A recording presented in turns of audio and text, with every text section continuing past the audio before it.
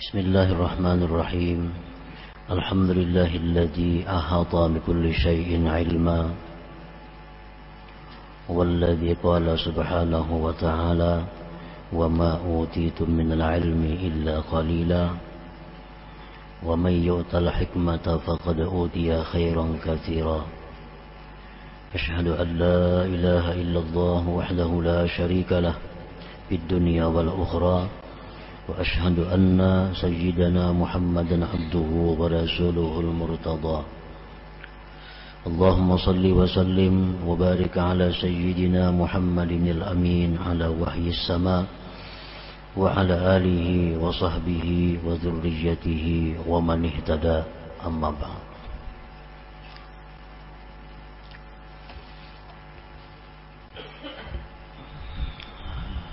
Yang kita hormati dan yang kita cintai para habaib dan para alim ulama, para muhibbin, hadirin hadirat rahimakumullah. Alhamdulillah, puji syukur kita haturkan kehadiran Allah yang selalu mencurahkan kebaikan kepada kita. Salawat dan salam kepada junjungan kita Nabi besar Muhammad sallallahu alaihi wasallam dan kepada seluruh keluarga, para sahabat, zuriat dan pengikut beliau sampai hari akhir. Para muhibbin rahimakumullah, al-hikmatu tsaminatu wasittun minal hikamil ataiyah. Qala al-imam Ahmad ibn Athaillah Sakandari rahimahullah wa nafa'ana bi'ulumih. Hikmah yang ke-68 dari Al-Hikam, berkata Imam Ahmad ibn Athaillah As-Sakandari rahimahullah nafa'ana bi'ulumih.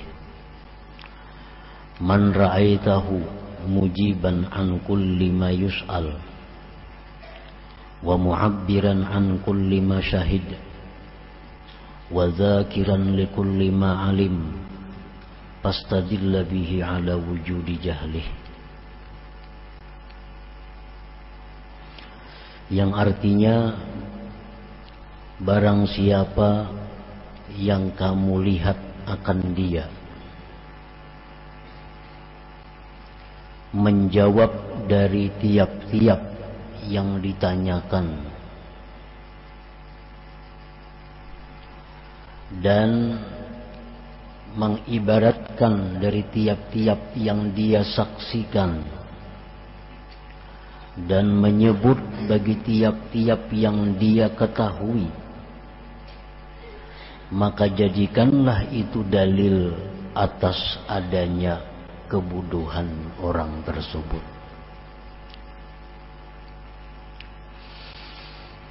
Nah, para muhibbin rahimakumullah, apabila kita melihat seseorang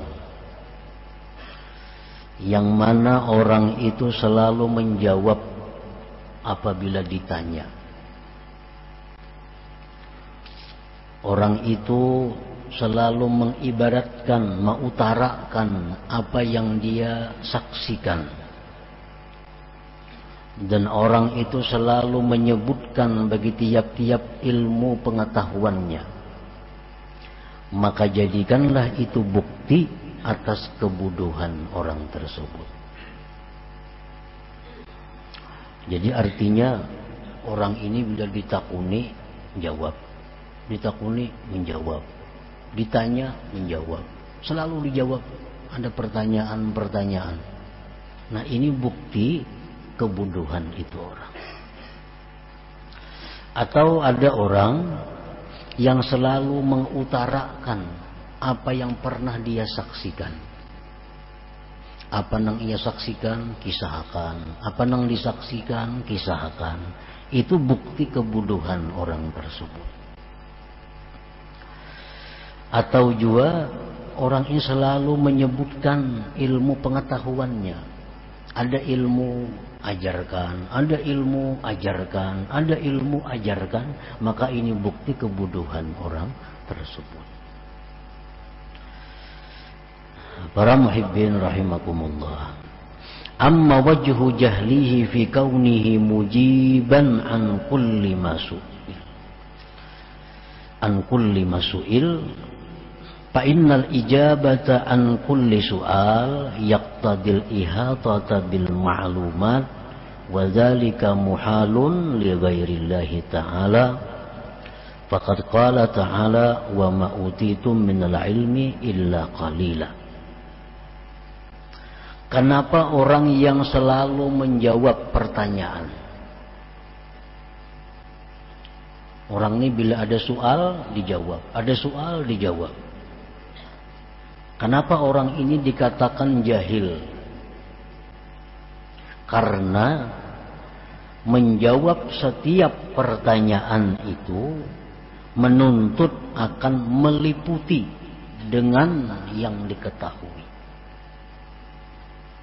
Sedangkan meliputi dengan yang diketahui itu mustahil bagi selain Allah Subhanahu wa ta'ala.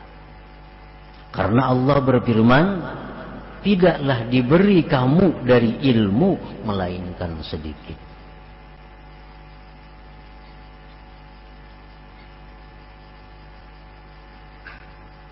Nah, pertama itu alasannya.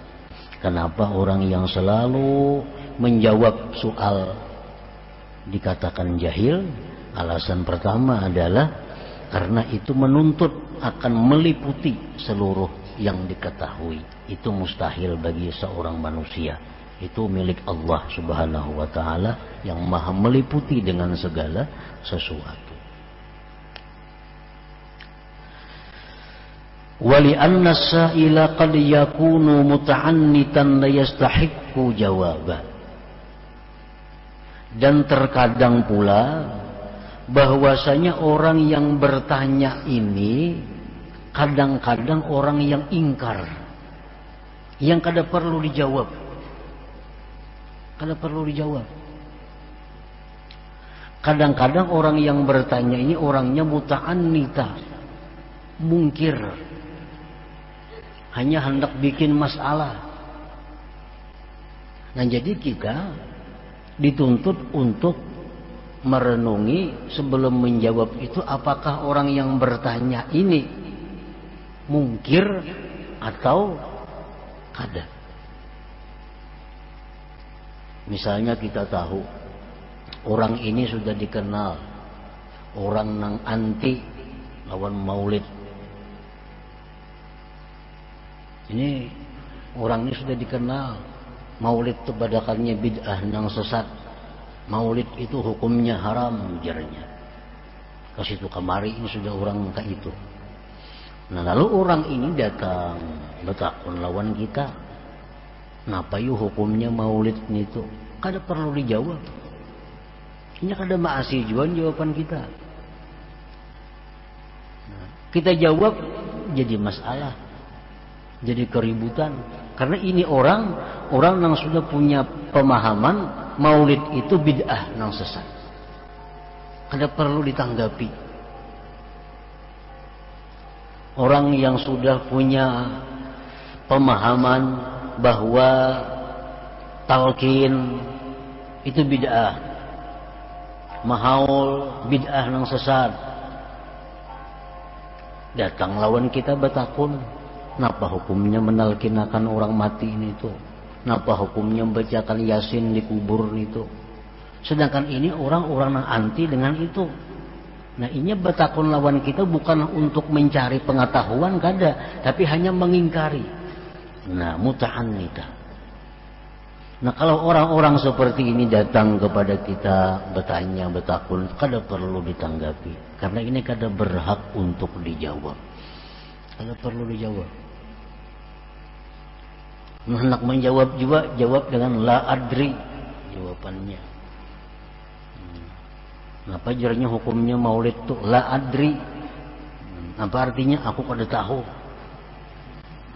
Bukan kada tahu hukumnya, kada tahu ikam ini pintar kah kada kah? Nah, itu maksudnya la adri. Imam Malik radhiyallahu anhu Beliau didatangi seseorang, orang itu bertanya kepada Imam Malik 32 masalah, 32 soal ditakunakan lawan Imam Malik. Sidin jawab 3, sisanya 29 Sidin jawab dengan la adri. Kok kada tahu? Kok kada tahu? Ya, kok kada tahu? Aku kada tahu. 29 soal dijawab dengan tidak tahu. Hanya 3 Sidin jawab. Ini bukti orang alim, bukti orang yang arif.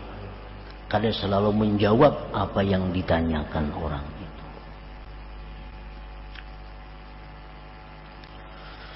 Wa qad takunul mas'alatu allati sa'ala anha la taliqu bihi li'annahu la yafhamuha. Dan terkadang pula masalah yang ditanyakannya itu tidak patut dengan dia. Nah, tidak patut dengan dia. Karena dia kadang mengerti masalah itu. Ini kalau dijawabnya kadang mengerti juga jawabannya. Kalau dijawabnya kadang mengerti. Nah, kadang perlu dijawab.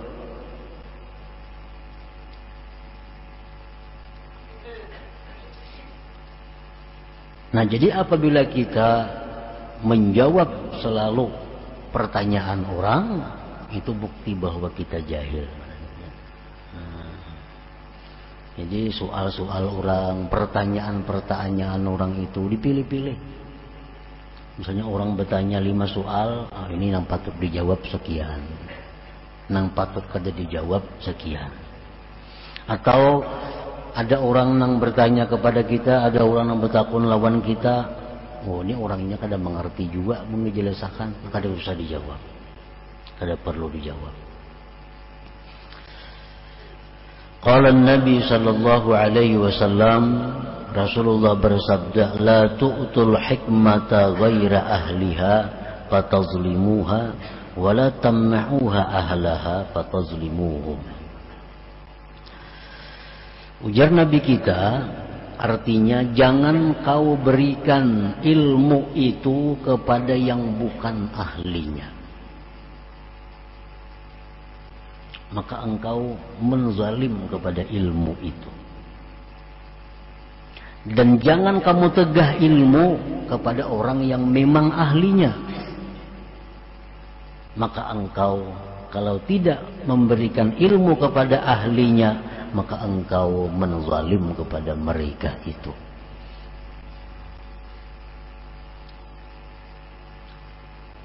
Jadi kada sembarang kita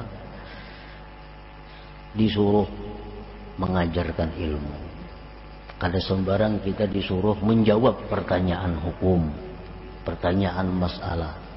Kita pandang juga orang yang bertanya ini, apakah memang dia pantas, apakah memang dia patut untuk mengetahui itu atau belum patut.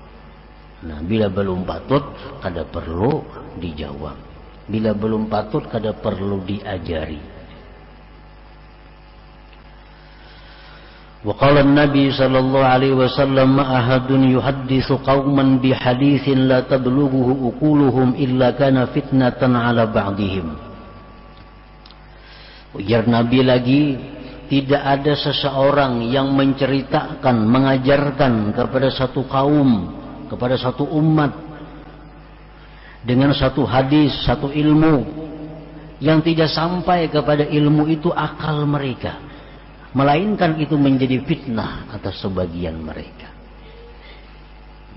Ujar Nabi, jangan mengajarkan ilmu kepada orang-orang yang belum sampai akal mereka kepada ilmu itu. Kalau kau ajarkan kepada mereka, itu akan menjadi fitnah. Akan menjadi fitnah.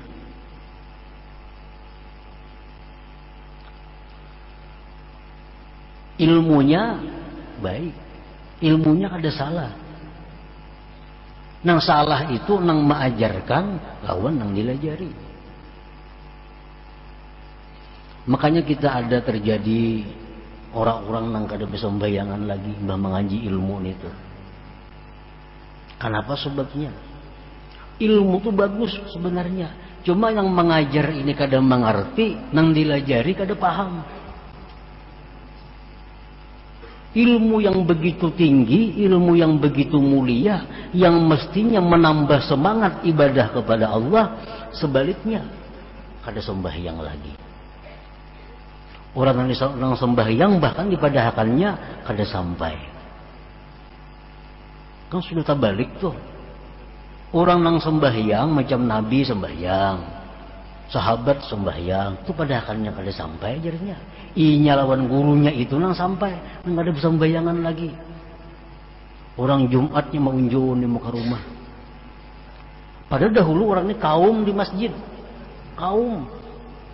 Begitu mengaji ilmu, jadi macam itu. Pada ilmunya itu bujur, cuma akalnya ini belum sampai menerima. Nang mengajari sama, terjadilah fitnah tadi. Terjadi fitnah. Kayak ubat juga. Ubat tuh samuaan, ubat tuh baik. Tapi asal dokter nang memberi ini orangnya bujur-bujur dokter sesuai dosisnya kepada nang diberi. Orang salismaan 5 kali mingsa grip 4 biji. Padahal ini orangnya sebiji cukup. Diunjuki 4 biji. Padahal lama. Kada berdaya lagi. Nah sama orang nang kada cukup akal diberi ilmu-ilmu nang garaib ngarannya, ilmu-ilmu nang ganjil, ilmu-ilmu yang mahal diberikan kepadanya lemah. Akhirnya kada ada gairah lagi ibadah. Nah, kada ada gairah lagi baca Quran karena ketinggian dosis ilmunya. Ketinggian dosis ilmunya. Jadi jangan disalahkan obatnya. Obatnya obat baik. Cuman dokter nang memberi ini keliru, nang menerima pun hakun.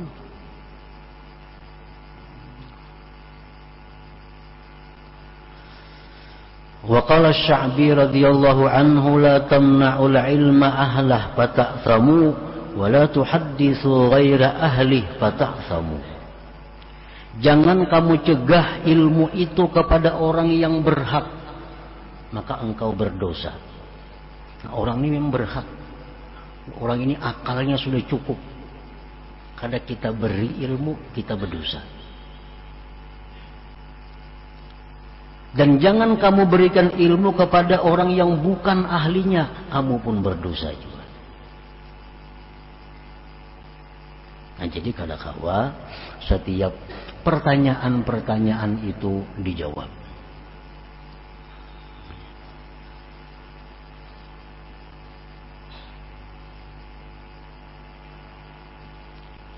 Ada di dalam Al-Quran, baik di dalam hadis Rasulullah Sallallahu Alaihi Wasallam, ada hal-hal yang baik kada tahu pada tahu. Bagi sebagian golongan manusia, baik kada tahu pada tahu. Nah karena bila tahu inya akalnya kada cukup, ilmunya bahan-bahannya kada cukup, lalu jadi fitnah kepada dirinya. Padahal semua ilmu-ilmu agama itu, baik ilmu rendah, ilmu sedang, ilmu tinggi, semuaan ilmu itu intinya adalah menggairahkan seseorang dengan Allah melalui ibadah-ibadah jasmani dan ibadah-ibadah ruhani. Kalau ada ilmu yang membuat kita lemah semangat beribadah, itu ilmu yang salah. Salah pemahamannya. Ini ilmu bukan ilmu kita. Kita bisa baca buku, tungtung baca buku asap jadi kulir sembahyang, jadi kulir menuntut ilmu. Nah berarti kita ini belum cukup akal kita untuk mempaham ilmu itu. Karena setiap ilmu itu intinya adalah mendorong semangat, menambah gairah, mendekatkan diri kepada Allah, baik jasmani atau rohani kita. Rohani dan jasmani itu mesti sama. Kada mau berpisah. Terpisah mati. Sama aja ilmu syariat, ilmu hakikat itu kada mau terpisah. Kada mau terpisah. Kalau hendak bujur, syariat hakikat itu mesti digabung kedua-duanya. Syariat dilakukan oleh Nabi, hakikat pun dilakukan oleh Nabi. Nah, kedua-duanya mesti seimbang dalam diri kita. Nah, para muhibbin rahimakumullah. Wa amma wajhu jahlihi fi kaunihi mu'abbiran an kulli ma syahid minal karamat wa ma wasala ilaihi minal maqamat. لأن هذه الأمور أذواق باطنية وأسرار ربانية لا يفهمها إلا أربابها وأهلها فتعبيرها للعموم تخفيف بقدرها ونقص في الإخلاص وتمكين لدخول الرياء فهلك مع الهالكين. Kenapa orang yang selalu mengutarakan apa yang dia saksikan, orang yang mengutarakan apa yang dia saksikan itu dikatakan jahil? Karena apa yang dia saksikan daripada karamat-karamat itu adalah merupakan rasa-rasa batiniah, rahasia-rahasia ketuhanan yang kada dimengerti oleh orang yang belum sampai ke sana. Menakbirkan, mengutarakan itu bagi orang umum itu merendahkan nilainya, mengurangi pada ikhlas dan memungkinkan masuknya riya, maka dia akan binasa beserta orang binasa. Umpamanya kita beribadah, sembahyang. Nah, sewaktu sembahyang itu kita diberi Allah kemanisan, kelezatan. Nah, ini azwaq batiniyah, rasa batin. Dan ini rahasia Tuhan. Kita beribadah ada lezat, ada nikmat. Nah, ini jangan dikisahkan kepada orang umum. Jangan dikisahkan kepada orang umum. Orang umum itu kada mengerti itunya. Orang umum itu kada mengerti kelezatan ibadah itu, kada mengerti. Dan inya kada paham kayak apa ibadah itu nyaman. Kada perlu diceritakan kepada orang umum. Menceritakan itu kepada orang umum, satu, merendahkan nilainya. Yang kedua, mengurangi keikhlasan. Yang ketiga, bisa jadi riya. Bisa jadi riya. Di waktu kita asik baca salawat dengan khusyuk, dengan adab yang bagus baca salawat, lalu guring bertemu Rasulullah Sallallahu Alaihi Wasallam. Nah, ini azwaq batiniyah, ini rahasia ketuhanan, ini karamat. Ada perlu diutarakan itu kepada orang-orang, ada perlu.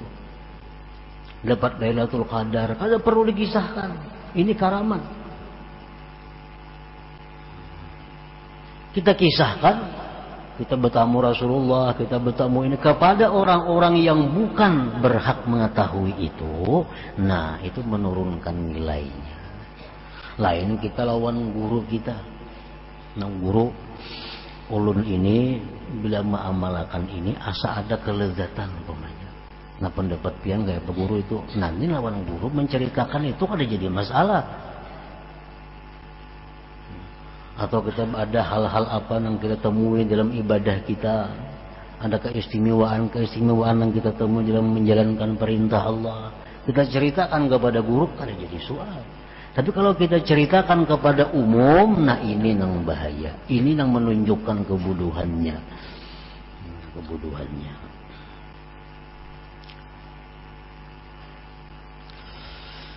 Wa amma wajhu jahlihi fi kaunihi dzakiran likulli ma'alim minal haqa'iq wal ulum wal ma'arif bi annahu jahila bi qadariha wastakhaffa sya'naha falau kanat indahu rafi'atan azizah ma afshaha li ghairi ahliha.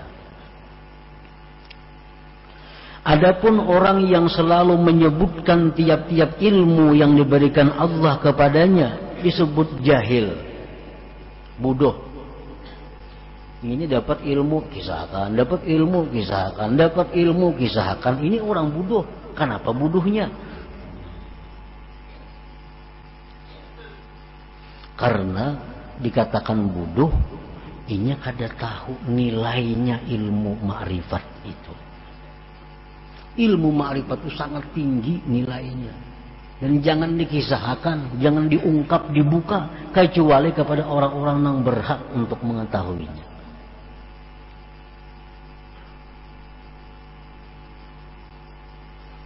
Orang umpamanya, contohnya berjual permata, berjual batu, cincin. Nah, ini ada berisi yakut nang harga 1 juta ada. Ada berisi yakut nang harga 500.000 ada. Ada berisi yakut nang harga 100.000 ada. Ada berisi yakut nang harga 100 juta ada. Banyak berisi batu. Datang orang. Datang orang. Orang ini orang miskin. Orang kada berharta. Datang kepada ampun batu nih. Aku hendak aja bawa tas yakut. Adalah berisi ikan. Aku hendak juga memakai yakut. Ujar nang orang miskin. Nah kita ini banyak berisi yakut. Mulai nang 100.000 sampai 100 juta harganya. Nah mana nang kita tampayakan lawan si miskin nih yakut nih. Nah mana kita tampayakan? Nang harga 100.000 kah kita tampayakan, atau nang 100 juta kah ditampayakan. Nah kalau pedagang ini pintar, kada mau menampayakan nang 100 juta, kada bakal nukar inya, kada bakal nukar, kada kawan nukar. Nah ini berhubung ini orang miskin, nah ada yakut, nah ini bagus, berapa 100.000 harganya, nah bisa kejadian itu, karena akalnya 100.000, akal orang hanya seitu. Nah, demikianlah ilmu artinya. Ilmu kayak itu. Ada ilmu nang gana-gana, ada ilmu nang sedang-sedang, ada ilmu nang disebut gara ibul ilim, ilmu nang ganjil, ilmu nang mahal.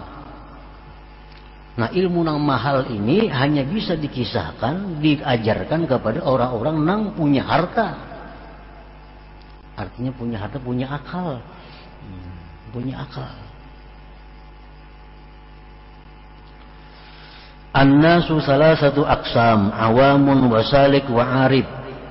Manusia itu ada 3 golongan. Ada disebut orang awam, ada disebut orang salikin, ada disebut orang arifin.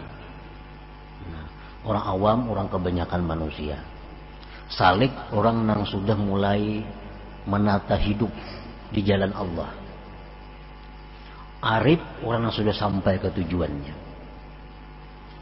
Nah Rasulullah sallallahu alaihi wasallam bersabda, umirna an nukhatiban nas ala qadri uqulihim. Ujar Nabi, kami disuruh menghitab manusia, menceramahi manusia, memandiri manusia atas kadar akal mereka. Ini akal orang awam, akal orang salikin, akal orang yang sudah ma'rifat. Contohnya mislu la ilaha illallah.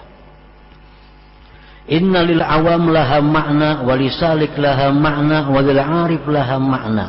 La ilaha illallah. Untuk orang awam itu ada maknanya. Untuk orang salikin ada maknanya. Untuk orang arif ada maknanya. Nah kalau ada orang awam batakun, mun kita berzikir la ilaha illallah tu napa nang baik di hati.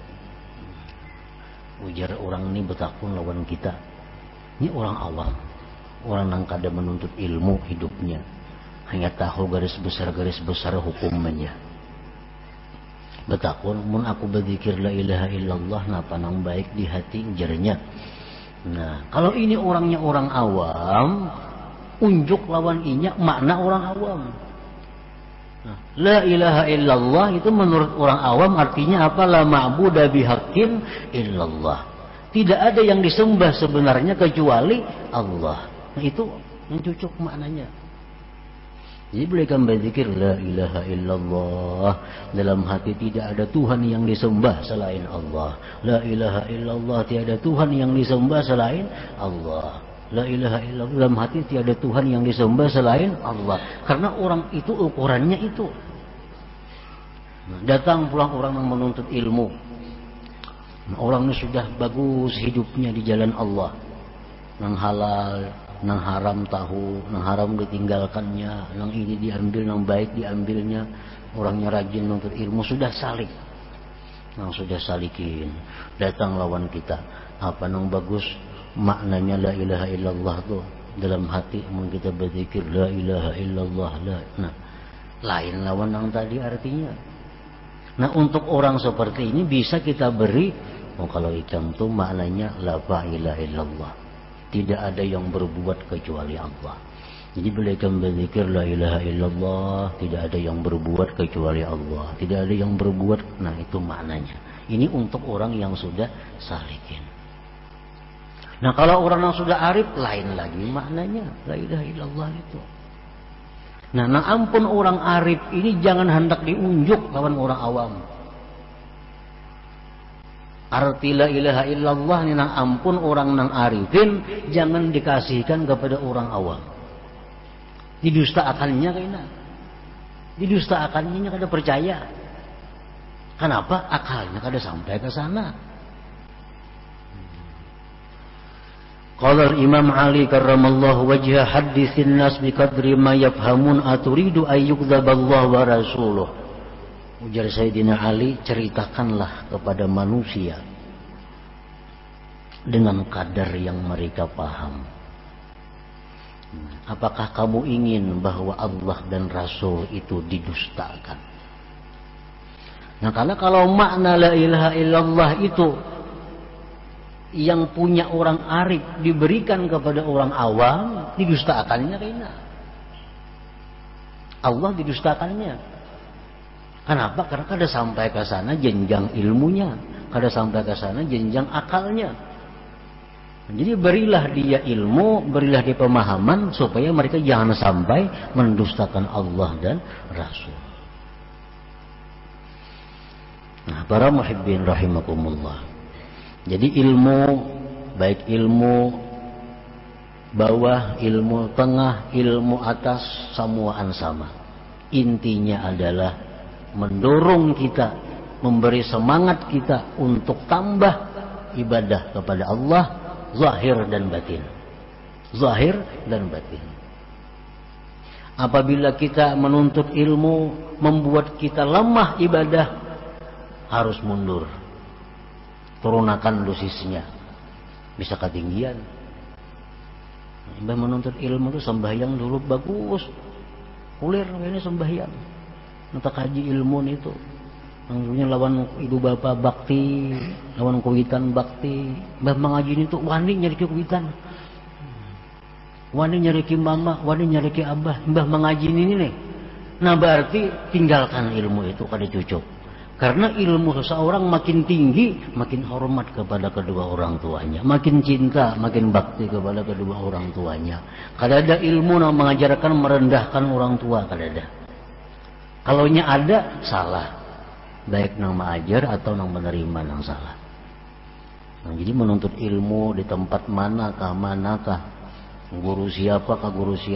Bila intinya menambah gairah ibadah, menambah banyak ibadah zahir dan batin, maka ilmu itulah bermanfaat untuk dirinya. Nah, kemudian hikmah yang ke-69. Ila hadratin Nabi sallallahu alaihi wasallam al-Fatihah. Iyyaka na'budu wa iyyaka nasta'in. يا الله بها يا الله بها يا الله بحسن الخاتمة يا الله بها يا الله بها يا الله بحسن الخاتمة يا الله بها يا الله بها يا الله بحسن الخاتمة فيا أيها الرجل منه شفاعة صلوا عليه وسلموا تسليما.